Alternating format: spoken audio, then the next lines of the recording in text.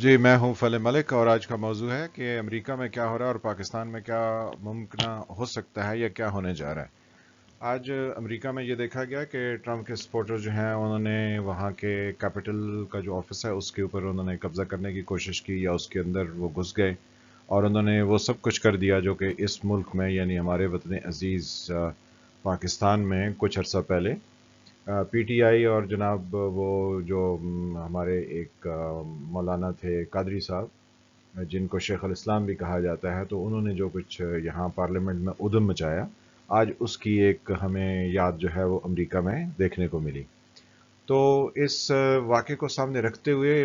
جو American democracy ہے اس پر بہت سے کوشچن جو ہے وہ پوری دنیا میں کیے جا رہے ہیں، لیکن ہمارے لیے اس میں کچھ سبق پنہا ہے، یعنی پوشیدہ ہے،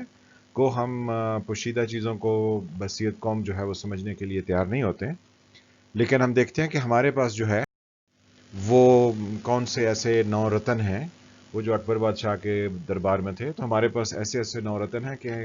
ہمارا ملک ان سے پناہ جائے گا۔ ایک تو ہمارے اس وقت کے وزیر اعظم ہیں، جو آج سے کوئی 3 سال پہلے وہاں ڈی چوک میں نعرے لگا رہے تھے اور حملے کر رہے تھے، اور پھر اس کی یعنی حمایت بھی کیے جا رہے تھے۔ تو ان میں اور ڈونلڈ ٹرمپ میں کوئی خاص فرق نظر نہیں آتا ہے۔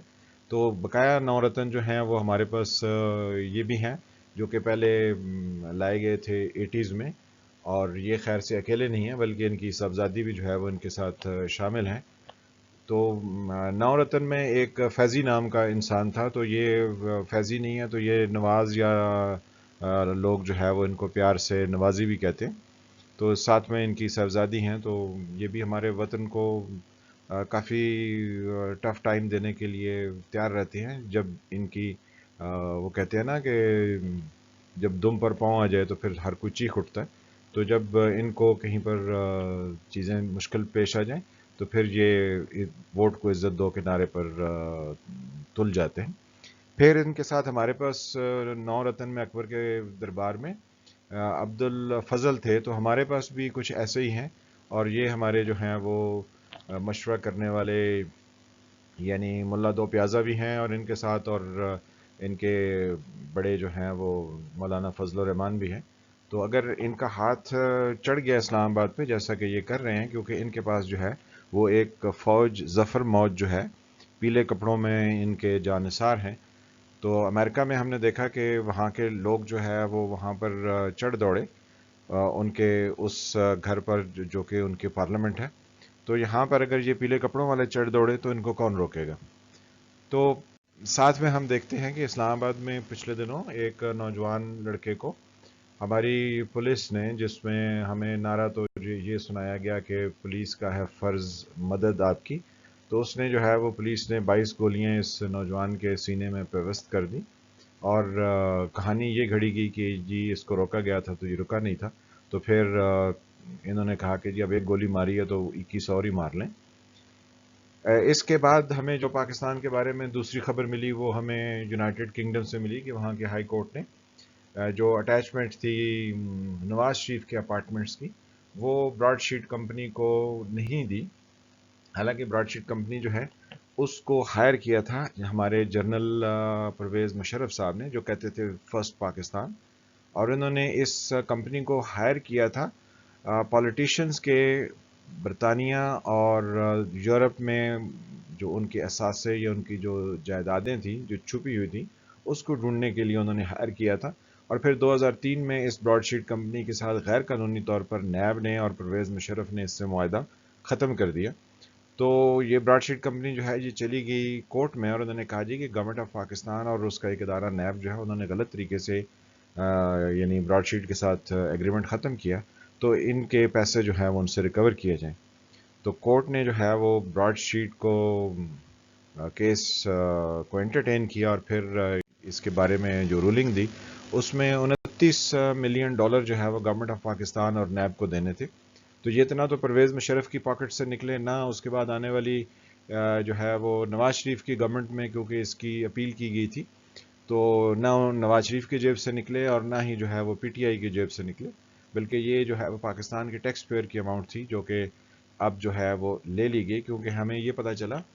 کہ while the court upheld the claim of the assets recovery firm broadsheet by freezing the Pakistan High Commission's bank accounts after the broadsheet won litigation against the Pakistan government and received nearly $29 million in judgment and cost, the High Court has ordered against the attachment of the Evenfields properties. تو court نے یہ کہا کہ وہ جو پاکستان میں نواز شریف کا case سننے والے ایک جج بشیر صاحب تھے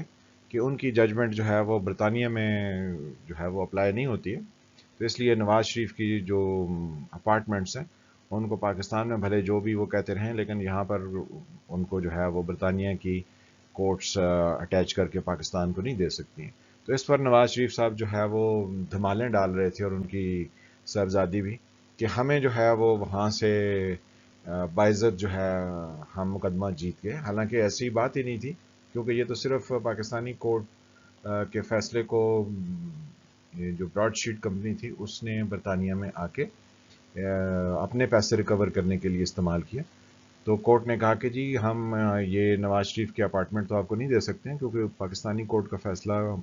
برطانیہ میں جو ہے وہ اس طرح سے اپلائی نہیں کیا جا سکتا. ہاں براڈ شیٹ کو جو ہے وہ $29 ملین دینے ہیں، تو پاکستان کی جو گورنمنٹ ہے اس کے جو یہاں پہ ہائی کمیشن ہے اس کے بینک میں جتنے بھی پیسے پڑے ہیں ان میں سے ہم آپ کو جو ہے وہ $29 ملین دے دیتے ہیں. تو وہاں سے انہوں نے پاکستان ہائی کمیشن کا جو اکاؤنٹ ہے اس میں سے $29 ملین جو ہے وہ نکال کے براڈ شیٹ کو دے دیے. تو نواز شریف کی اس میں کوئی کامیابی نہیں ہے اور نہ ہی جو ہے وہ اس میں کسی اور کی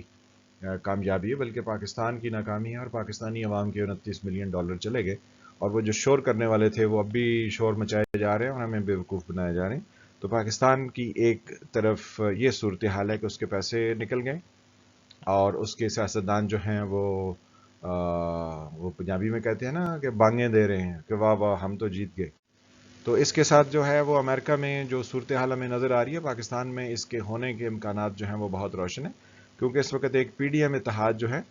جس میں ہمارے 9 رتنوں میں سے ایک مولانا فضل الرحمان اور ساتھ میں ان کے دوسرے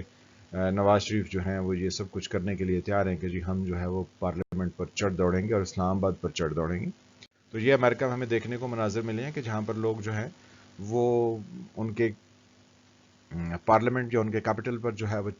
چڑھ دوڑے ہیں اور وہاں کی سیکورٹی فورسز جو ہیں وہ اس کراؤڈ کو روکنے میں ناکام رہی ہیں. تو ہم کتنے 35,000 نہیں تو 40,000 نہیں تو 50,000 لوگ اکٹھے کر لیں گے پولیس کے جو کہ کراؤڈ کو روکنے کے لیے ہوں گے، تو اگر جو ہے وہ لاکھ لوگوں کا مجمع آ جائے تو اس کو وہ کیسے کنٹرول کریں گے؟ اور پریکٹیکلی یہ صورتحال ہمارے لیے یعنی ناممکن نہیں ہے، یہ ہو سکتی ہے. تو ہم کہیں عقل کے جو ہے وہ ناخن لینے کو تیار نہیں ہیں کیونکہ ہم اپنے ملک کو کسی طریقے سے گورن کرنا ہی نہیں چاہتے ہیں. ہم ایک ریوڑ ہیں اور ریوڑ کو جس طرف جو ہے وہ اس کے وہ جو واچ ڈاگز ہوتے ہیں جس طرف اس کو لے جائیں وہ اسی طرف ریوڑ چلتا جاتا ہے. تو ہم بھی پچھلے 73 سالوں سے ایسے ہی کبھی اس طرف ہمیں لگا دیا گیا کبھی کسی اور طرف لگا دیا گیا. تو امریکہ کی یہ صورتحال دیکھ کے ہمیں اپنے وطن کے بارے میں سوچنا چاہیے، لیکن ہم شاید ان نظاروں کو دیکھ کر کہہ رہے ہیں واہ واہ پاکستان جیسے نظارے جو ہیں وہ امریکہ میں بھی ہو گئے ہیں تو یعنی پاکستان اور امریکہ ایک جیسے ہو گئے ہیں. تو حالانکہ صورتحال ایسی نہیں ہے. امریکہ کے جو وائس پریزیڈنٹ ہیں انہوں نے اپنے ہی پریزیڈنٹ یعنی ڈونلڈ ٹرمپ جو ان کے باس ہیں یا ان کے پارٹی کے طرف سے منتخب صدر ہیں ان کے اقدام کو انہوں نے بالکل کہا کہ یہ قابل مذمت ہے اور اس طریقے کی گفتگو جو ڈونلڈ ٹرمپ نے کی اور جو ان کے سپورٹرز آئے ہیں یہ سب غلط ہے اور یہ سب خلاف قانون ہے. اور جس طریقے سے لا میکرز کو روکنے کی کوشش کی گئی ہے وہ ایک غلط حرکت ہے. تو لوگ تو اس طرح کے ہوتے ہیں. پھر ان کے آرمی چیف جو ہیں وہ بھی بولے کہ جی میں کوئی ڈونلڈ ٹرمپ کی حمایت کے لیے نہیں ہوں بلکہ میں تو جو آئین امریکہ ہے اس کے ماتحت ہوں. تو یعنی ہر انسان نے ڈونلڈ ٹرمپ سے ڈسٹنس کیا، نہ کہ ہمارے وطن کی طرح کہ جی آپ جو ہے وہ عمران خان دھرنا کر رہے ہیں تو ان کو دفتر میں بلا لیا جاتا ہے کہ جی ہم آپ کا مسئلہ یہ حل کرا دیتے ہیں، یعنی اشارے دیے جاتے ہیں، پیر کی انگلی کھڑی ہو. تو اب تھوڑا ہم آگے چلتے ہیں اور دیکھتے ہیں کہ پی ڈی ایم نے 31 مئی تک جو ہے 31 جنوری تک کی